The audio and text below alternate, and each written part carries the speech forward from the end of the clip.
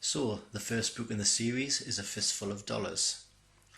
These books were produced by Tandem Books, and the first editions came out about 1969 and they were reprinted until around 1974. So, the synopsis of the book reads: The man with no name. Every town has a boss. Someone has to run the place, but San Miguel was a town with two bosses, and that was one too many. The town had lived and died in uneasy peace, while the Baxter gang shipped guns and the Rojos smuggled liquor. Then the man with no name rode in and saw in the setup the chance to make himself a fistful of dollars. He set the rival families and their gangs against each other and managed to survive the bloodshed unscathed, while each side paid his hire. But then a massive shipment of Mexican gold fell into the hands of Ramon Rojo, and the man with no name kidnapped the wife Ramon had stolen from her husband. The chips were down.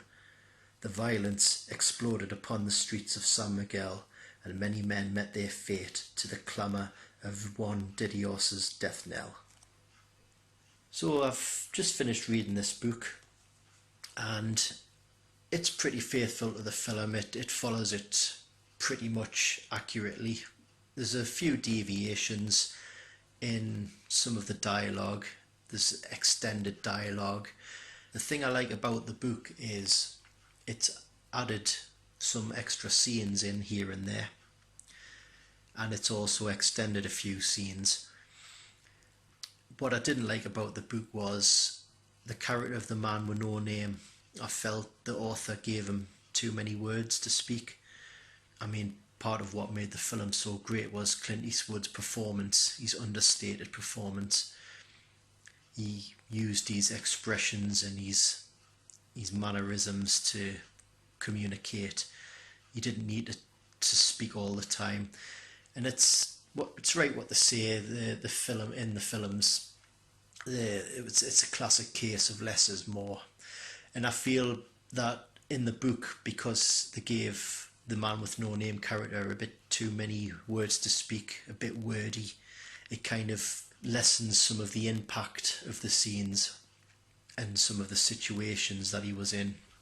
I'm not sure if some of this extra dialogue was originally part of the original scripts for the film before they decided to cut the dialogue to suit Clint Eastwood's character, or maybe it could have been just a pure invention of the author, Frank Chandler.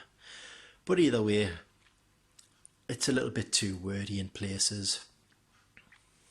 But that's as far as the negatives go. I would say that's about it.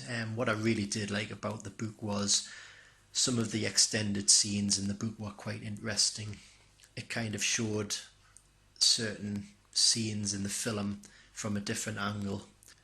So there's a scene just after the shootout in the cemetery. If anyone's ever seen the film, they'll know what I'm talking about, where John Baxter, who's the sheriff, his son gets kidnapped by the Rojos, and there's a little tiny extra bit where it shows you how that happened, and whereas in the film it didn't show you. It just basically showed you him like straight away he's been kidnapped and they have to do something about it. But in the book it shows you exactly how he got kidnapped.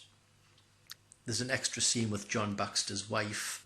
In the film she's not really fleshed out much, but in the book she's a little bit more fleshed out. There's a sex scene in the book which wasn't included in the film, and there's also a scene at the end where Clint Eastwood's character is in the mine and he's recovering from his wounds, and there's a bit where he kills a few extra henchmen in the woods and he uses the dynamite on them, and that explains the explosion in the film just before he walks out into the street in the cloud of dust.